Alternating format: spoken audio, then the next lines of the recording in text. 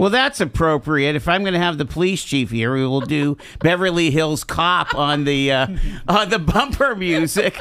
Oh my goodness! It's the Joel and Natalie Show live from our Kingdom Financial Group studio here on our Thursday. It's the monthly meeting with the Mayor Daria Devlin and Erie City Police Chief Rick Lorah. Welcome, Chief. Good to see you. Good to see you, Mayor. Appreciate it very, very much. Thanks, Joel. Yeah, Axel F. Huh? My goodness.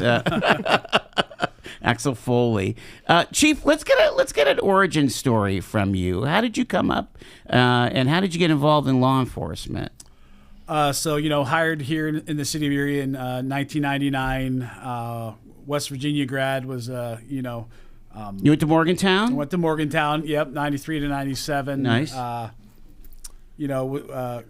Criminal justice major in Morgantown, West Virginia University. So, came back to the hometown and applied. And, Where'd you go to high school? Where'd you come out? Girard. Okay, so sure. Just outside, my mom was from Strong Vincent High School and grew up in Erie. I was born and raised on the corner of 9th and Cranberry. Oh, my. For my early life. So came back to the city after being away for a while. Gotcha. Wow, that's tremendous here. And you kind of went through the ranks. Were you captain at some point? Were you So I mean, I've been. Were you in patrol? Were you in? So obviously started in patrol. Yeah. I was promoted to corporal. Was a field training officer for many years. It was actually a great experience. I loved taking out the new recruits and training them on the job. Was on the saturation unit for a number of years. I was the supervisor there. Then, I just kind of took a little turn and went up to the criminal investigation division. Mm-hmm. I went to major crimes, homicide. Was a homicide detective for many years. Was it during the era where we were having some elevated homicides? So it was realistically one of my first homicides was kind of the kickoff of some of the gang violence in the city early on. So those were some of the bad years that we had here in the city. Became a supervisor, became a sergeant in the homicide unit. Then was asked to be the captain of the patrol division. Okay. I was the captain of the patrol division for about 5 or 6 years. Then asked to be the deputy chief of the criminal investigation division. I spent 4 or 5 years doing that. And then was asked to be chief of police in January of this year. Congratulations! Great to have you here. I feel like, Mayor, we're in a place with the police department where we're finally at a good troop level, if you will, a force level, whereas we went years and years undermanned, as it were, Yes, Chief Lorah will certainly tell you we're at a good place. We're where they need to be. We're at full complement. So, I understand in my own, and Chief Lorah has helped educate me a little bit about kind of the history and the cuts and where we are. So certainly, our numbers, I think, are reflected in crime levels in the city being down and our officers working hard to make sure the city's safe. Beautiful. Before we get more into what's happening in the police department, I want to give you a citizen's response compliment. I'll take it. I'll take it, Joel. So our trash night is Wednesday night. For some reason, who knows? At 3:00 in the morning, anything can happen. They didn't take my blue bin of recyclables.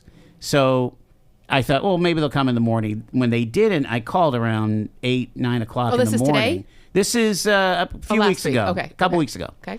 And so not only do I call, and I get a human answering the phone, which I was not expecting at all. I thought I was going to leave a voicemail. But he also said, okay, well, we'll take care of it either by 3:00 this afternoon or first thing in the morning. And don't you know, by the time I made back home from work, they had dumped out my recycling, and it got done. Good service, Joel. That's what we're striving for. That's fantastic. Yes, thank you. These are great workers and they do their best. Of course, errors get made, omissions get made, but when we hear about them, we act on them. So I'm glad that was your experience. I hope that's everyone's experience, but I'm really glad. Thanks for letting me know. Unless they have some kind of red marking on it. Oh, take care of this guy. I mean, there could be that. Well, no, it was cool to actually talk to a human. Great. The whole idea of citizen response. I thought that was cool. Another kind of kudos to Public Works is this cleanup that I saw a video of. What was the condition of that? Was it just an illegal dumping ground, or what was it? Yeah, and I mean, a lot of folks had been highlighting it on social media. We were certainly aware of it. The problem was it's owned by the railroad company. And I think people get confused and think we could just go on anybody's property and do anything we want. We can't. That was private property. There was a homeless encampment nearby. When I did a ride along with the police this summer, we visited that. So we knew probably where some of the trash was coming, but there's also dumping happening. And we were trying to get in touch with the railroad company. We tried and made multiple attempts. Finally, heard back from them, and they agreed to kind of take it all to the curb, so off their property line. And then as soon as that happened, I sent Public Works out, and we had it cleaned up at 18th and Buffalo Road there. So again, really trying to show responsiveness and action when we can, but sometimes it takes us a minute because there are certainly laws in place. Well, yeah, and again, not every private concern is going to be responsive, are they? No, but we're going to do our best, especially when we're seeing a pattern, or we're hearing something over and over, or it's just blatant, like that one was. Finally, the big tire electronics event is Saturday morning, right? Yes, tires and electronics, Saturday morning, 9 to 1. I do want to stress, you do need to bring ID to that event. Some folks have asked why. Well, it's only for City of Erie residents. And to protect our taxpayers, we want to make sure that our non-residents are not using that event, because it is only for our tax-paying residents. So you do need to bring ID to show that you are a City of Erie resident. Kind of membership has its privileges. Hey, we like to think so. Something for your taxes. For sure. All right, let's get back to the chief here. An important initiative has always been increasing diversity on the force. Talk about some of the things that the Erie City Police Department are doing to increase the number of black officers and other minorities and things. Yeah. So I mean, this is something that we've been doing for a while, but we've really ramped it up. Since January. Lieutenant Tom Lennox at the time was in charge of the Police Athletic League, and he was in charge of recruitment in general. Speaking with the mayor, he was promoted to captain. We put him in charge of all of community policing, because that's something that's very important to me. It was something that was very important to the mayor, is that we are out in the community, and there's been a big push for community policing within the department. So he was put in charge of that, but also in recruitment. So, we want a police force that looks like the citizens that we protect and the citizens that we serve.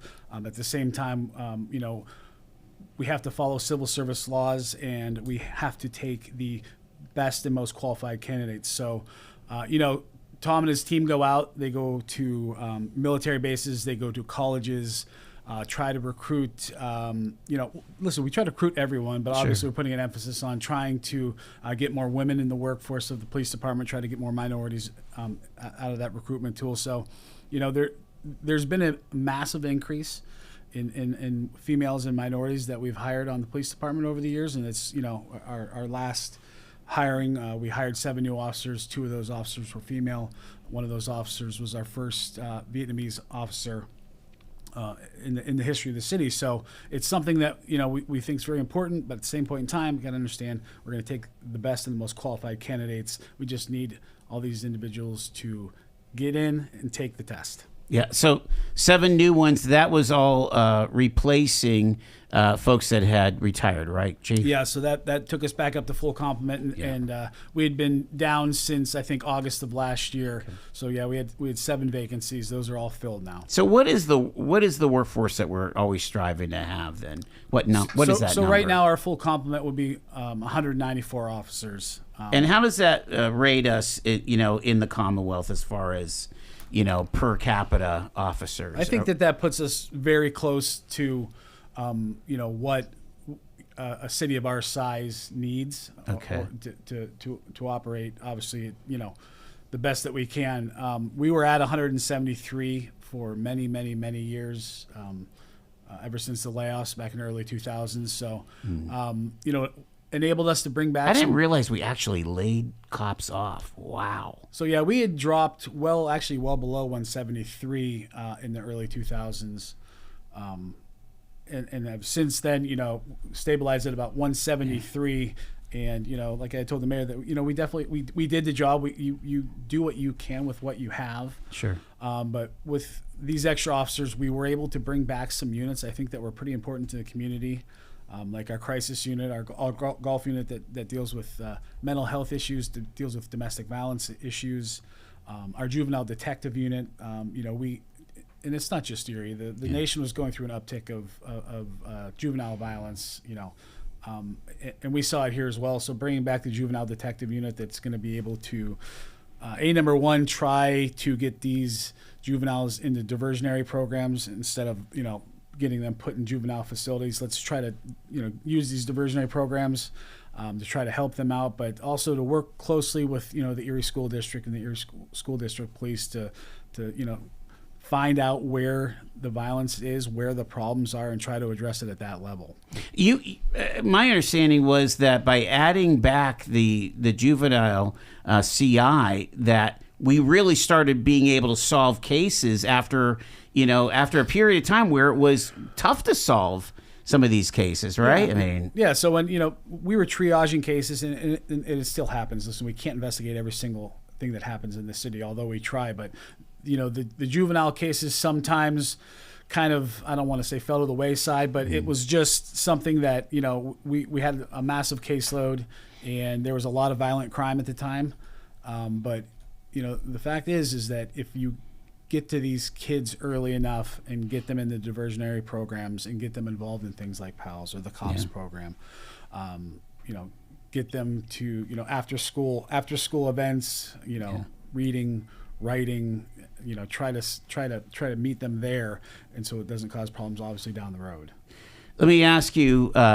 We had heard at one point that the level of crime of some of the juveniles at Edmund L. Thomas was so kind of heavy duty that your typical kid that might be up there for shoplifting or something minor, it was getting scary for those kids. And I don't know if they were, is that part of the system as a law enforcement professional? Is that part of the system working where we're able to get rehabilitation in the juvenile system? Yeah, that's really what we're trying to do, because it wasn't, like I said, it wasn't just an Erie problem, but juvenile violent crime spiked, in the United States of America over the last 5 or 10 years, and we were seeing that same spike, and so you're right, like Edmund L., where you have shoplifters or kids skipping school or, petty crimes. This is now kids that are involved in shootings. These are kids that are involved in homicides, and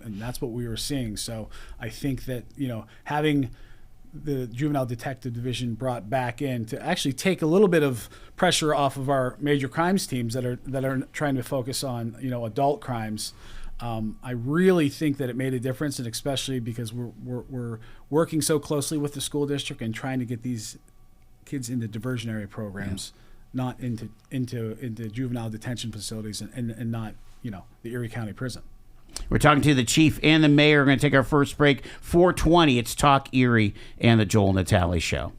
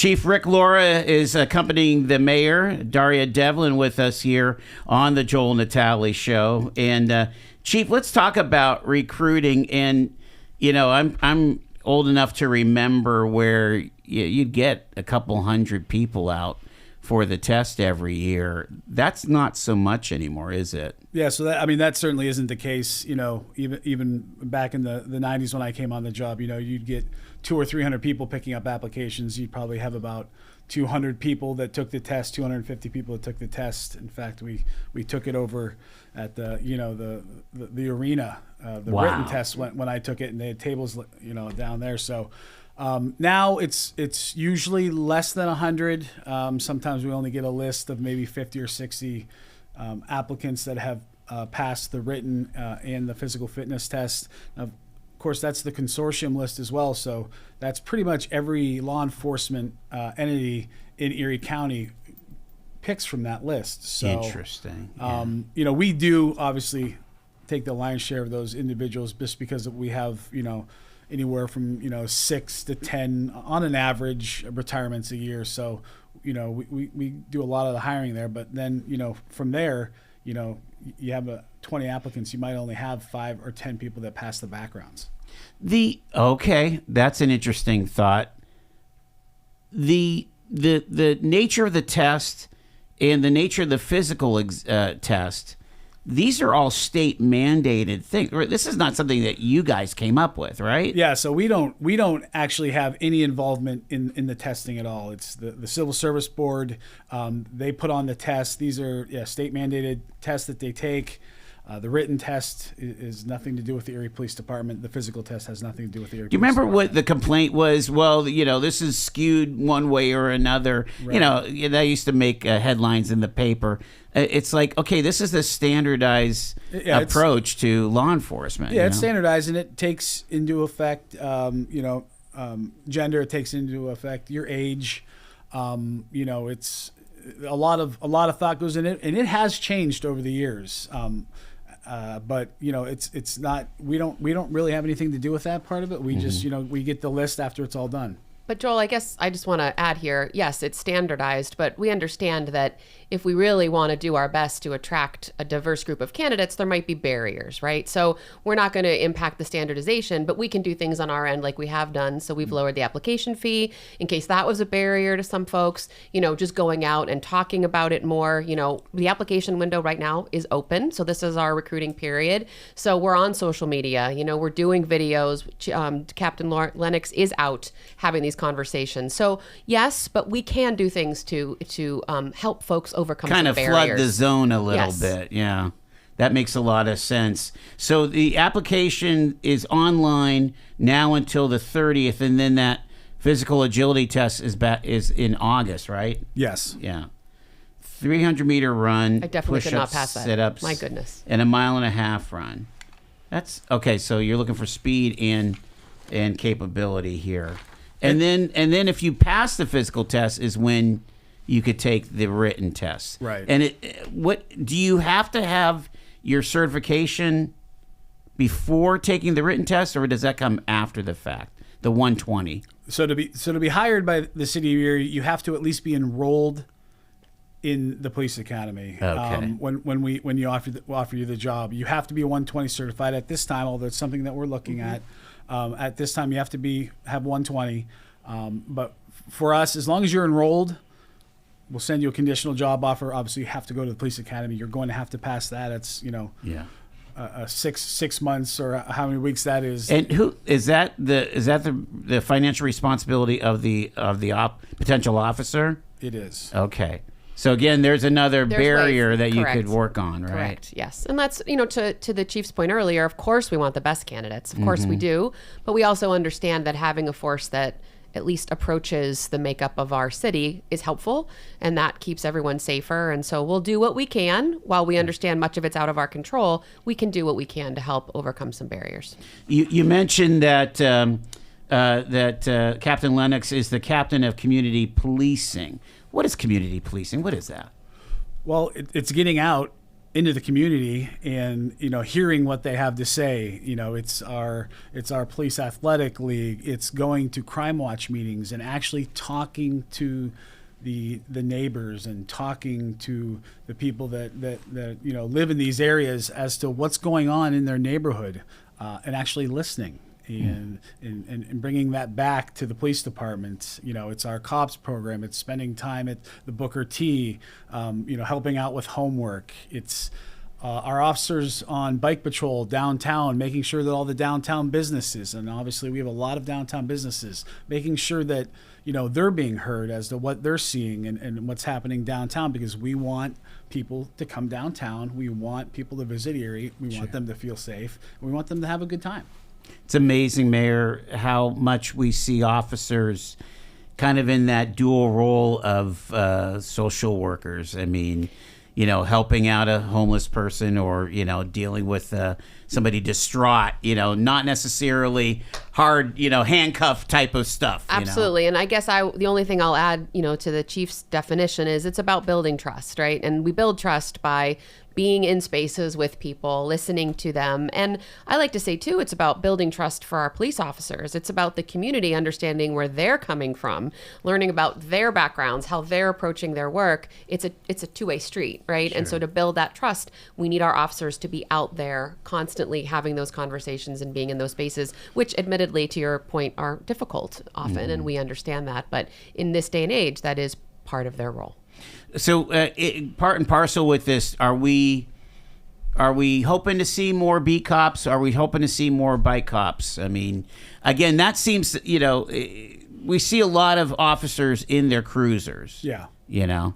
Well, and those, we still need that. Obviously, sure. We need to be able to get places fast and there's emergencies. But yeah, I mean, we want our officers to get out of the cruiser. We want our officers to talk to people. We want to see our bike officers downtown and making sure that the downtown is safe. And so yeah, I think that community policing has come a long way ever since I've come on the job. But I was on the saturation unit for many years. It was a community policing unit. Went to crime watches. It helps. It really helps to get out. It really helps to listen, because it helps us and it helps the community see what we're all about. We're talking to the chief and the mayor back after the bottom of the hour news here on Talk Erie.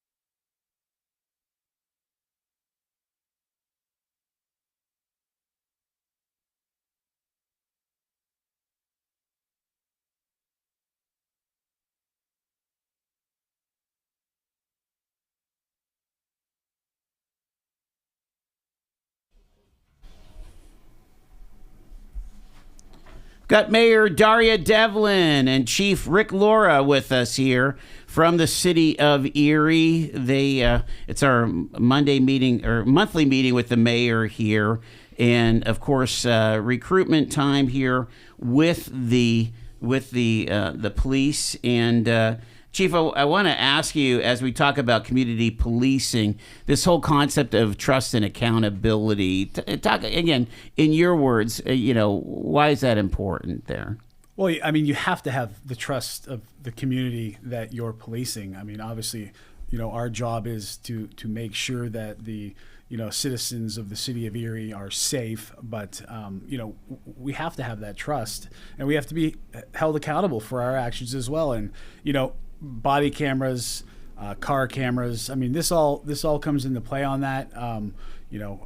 Body cameras, I think, was one of the better technologies that we've have now, along with our car cameras. So, I mean, if you don't have the trust of the community, then what do you have? Yeah.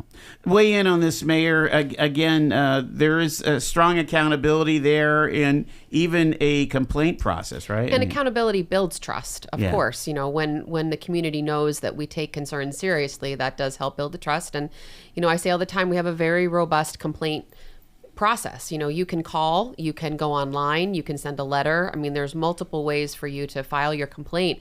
And I will tell you, that our internal affairs, our investigator, investigates every single one of those complaints, takes everyone seriously, reviews body cam footage. And as the chief noted, and I will say again, it's not cheap technology, but the body cam footage really makes it so accountability is right there on the screen. It's very clear what is going on. And so that's reviewed when we get a complaint. And, sometimes action needs to be taken. Sometimes we can get back and say, no, it was unfounded, but we do take every single one of those seriously. The idea of dealing with new Americans, people of color, there might be folks that don't really kind of know our system of justice here. How can the police be an educator in that regard, you think, Chief? Right. So, I mean, that comes back to community policing. We send officers to New American Council and meetings to educate them on what the laws are. Policing in America is vastly different than policing in other countries. And it's not something that a lot of people know. So, we need to let these people know that this is what we're here for, that we're here to protect you, we're here to serve you. We're not like the policing from where you came from. It's very important. We do have quarterly training. Like I said, we train more than we're mandated at the police department. It's something that we're passionate about, is making sure that our officers are given the training to do the job correctly. So when we have an influx of, let's say, we've had influxes of Bhutanese community, of Nepalese, Sudanese, we try to have experts in those communities come in and teach officers, this is where they come from. This is what, is normal to them. And this is why they won't, say, look you in the eyes, or this is why they won't talk to you, or this is. So you're giving training to the officers of saying, hey, they're just going to communicate differently. They're just going to communicate differently. This is what you're going to have to look for. Some people have elders that they would prefer that you talk to the elders and maybe not talk to the children or talk to the women or talk to the young men. Sometimes they say this is who you're going to talk to. So it's an education process for us, but we also we go out there, and that's the community policing. We go out there and we educate them as well. Summer's coming up, and we had some incidents last year. Couldn't pull off family movie night.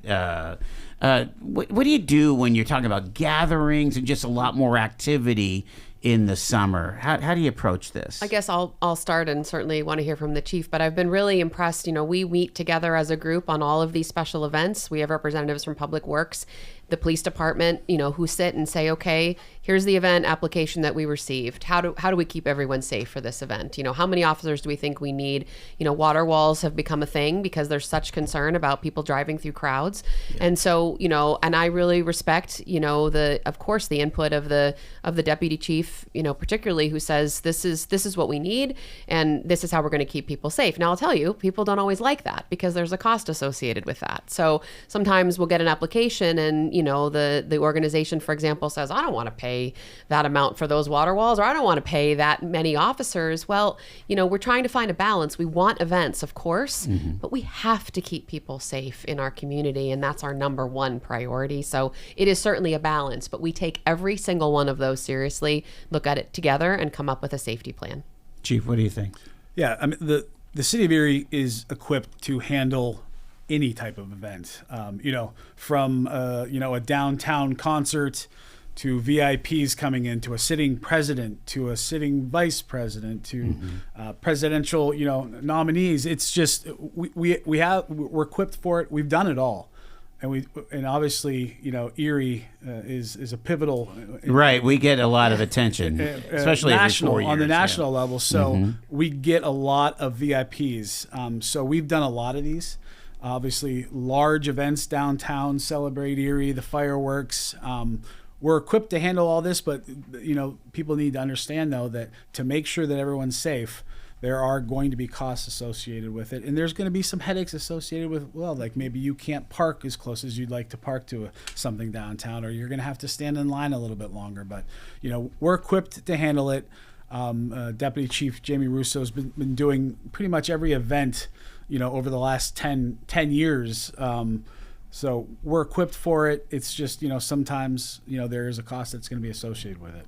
Let me push a little further here, because there's an opinion by some in the suburbs that they can't come downtown to Erie, to the Warner, or to a ball game, and I want to balance expectations of safety, which we all expect safety, but it is an urban setting, and you might encounter people that aren't like you.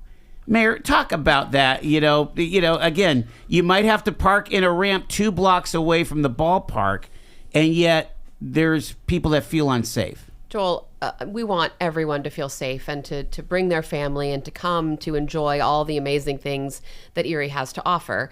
But Erie can offer all those things because we are a small to mid-sized city. And in cities, in urban areas, as you've noted, we do have unhoused members of our population. I would argue that our police do a wonderful job of trying to mitigate issues, trying to move them along, trying to make sure, but you might encounter someone like that. But I would say, that we do a really good job of working with our community partners. The chief and I had a meeting today with the parking authority to talk about safety in the parking garages. Are there cameras? Are they well lit? So we're doing this in a collaborative way to keep people safe. That is not going to say that you might not have an interaction that you don't like, but I would argue that that is a kind of small price to pay for coming down and enjoying all these opportunities. And I would say that people should feel safe. We're doing everything we can, and I think we're doing a pretty good job collectively. We cannot take away every one of those interactions. It's just not possible. You agree that this is a safe city? Yeah, it's a safe city. And, our downtown guys, our bicycle guys, they're on a first name basis with all of our downtown individuals that frequent the downtown area. They know everybody. And normally it's move along, listen, quit, harassing everyone for money down here, but we're on a first name basis. It's very safe downtown. The crime that happens in the city is committed by a very, very, very small fraction of a percent of the population of the city of Erie. So 99.99% of the population of the city of Erie are following the laws and are coming and going from work and living here in the city. So the downtown is safe. And our hope is that when you're parking that parking ramp, that you're going to see an officer on a bike come through that parking ramp. And our hope is that when you're walking up to the baseball stadium or walking to the Warner, that you're going to see one of our guys on the street, or you're going to see cruisers on State Street. So we try to be visible downtown, but I bring my family downtown. Awesome. Let's talk surveillance. And again, a lot of business owners, executives listen to this show. Do we have enough cameras in downtown? Well, I would say no. I would agree with you, Chief. But there are a lot. I mean, yeah. Cameras for us, they really, really help, and they help solve some pretty major crimes. So I think that everyone's getting on board with cameras. Obviously, we have cameras at most people's residence, just Ring cameras. They're way more accessible than they were even 5 years ago. I heard something like 40% of homes have Ring cameras now. Something that's a high number to me, I think. Yeah. You know? So obviously, we like to see them because it makes our job easier. Yeah. And I think that it does make the city safer. But, I think that, businesses in downtown, you're pretty much on camera from the second you come down here. Mm-hmm. I will say, though, I mean, I understand the concern about privacy. And I've had this conversation with the chief. We don't share those images. We don't share the information. Right. That is for our use. It's to keep people safe, to solve crime. But I do think that, this may be misconception that then that's all kind of out there for everyone to see. At least our systems are certainly not. It's for our use only. I mean, if you have a break-in at any shop, not only on State Street but anywhere in the city, what's the first question your investigators are going to ask? Yeah, can I see the video? Footage? Yeah. And so if you don't have any to show, that it puts you at a disadvantage. Absolutely. But like I said, it is secure. All of our cameras are law enforcement only. So it's not something that, you're going to get on YouTube and find a week later. So that's important to know. Let's break out of the downtown focus and talk about the neighborhoods. One of the number one conversations I get on the phones here at the show are about the mini bikes, the e-bikes. Somebody's going to get hurt. I almost ran over a kid. State Street, I'm walking out of the studio getting almost clipped by a 35, 40 mile an hour e-bike. Yeah. It sucks. I do want to say we just did a huge social media push on this because we heard this complaint. Yeah. So, the chief worked with our communications department to make sure we were putting up the rules, which the chief knows much better than I, but trying to educate the public on what you can do and what you can't do and when you're going to get in trouble. So what are the rules? Well, there's a lot, and I would encourage you to visit the website and take a look, because it has to do with how fast the bike can go. Obviously, if it's electric or if it's gas powered. On the sidewalks. The city, there's a city ordinance that there's no bicycles on the sidewalks in the city, but officers aren't going to stop a family with two young kids riding their bicycle on a sidewalk. It's just not what we're. This is not what we're dealing with. We're dealing with, and again, this is something. This is technology that has become very affordable over the last couple of years. This was something that before was very, very expensive to have an e-bike. Sure. Out of reach for a lot of people, but now as technology increases, so there are rules. Our officers are aware of the rules, and if they see a bike that's going past, I think it's 35 miles per hour, but I would go back and take a look at the website, because there's so many rules and there's so many maximum speed of 20. 20. Look at for you. So to be considered a legal e-bike, it must meet all the following: maximum speed of 20, weight of 100 pounds or less. So these are definitely going faster than the posted speed limit, and they're on the sidewalk. And the poor folks in the neighborhoods, that's all they're hearing are those buzzing mini bikes. Grown adults on 12-inch wheel. It's a silly thing. Well, they think that it's a loophole, because if someone gets a DUI or doesn't have a license, they think I can just jump on this thing and I'm legal. Well, you're not. You're not legal.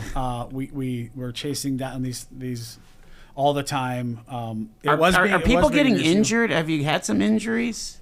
Yeah, certainly we've had injuries. I mean, when you're going that fast, you don't have a helmet on, and you're on, basically a motorcycle with a bicycle chassis on it. It's dangerous. We've obviously had people being hit by cars. We've had individuals wreck on these. So yeah, it was a problem. That's why we put the information out, so at least everyone's aware of hey, this is what we saw, and our officers are they're out there and they're looking for it. And you're going to get pulled over. Yeah. Okay. You can actually give a ticket, or you're going to get pulled over. Yeah. Yeah. I mean, this is kind of a good problem to have, Mayor. That we're not talking about all kinds of gun violence. We're talking about the mini bikes. But They are a nuisance in a lot of ways. When they're especially on the sidewalk with old people like me trying to navigate.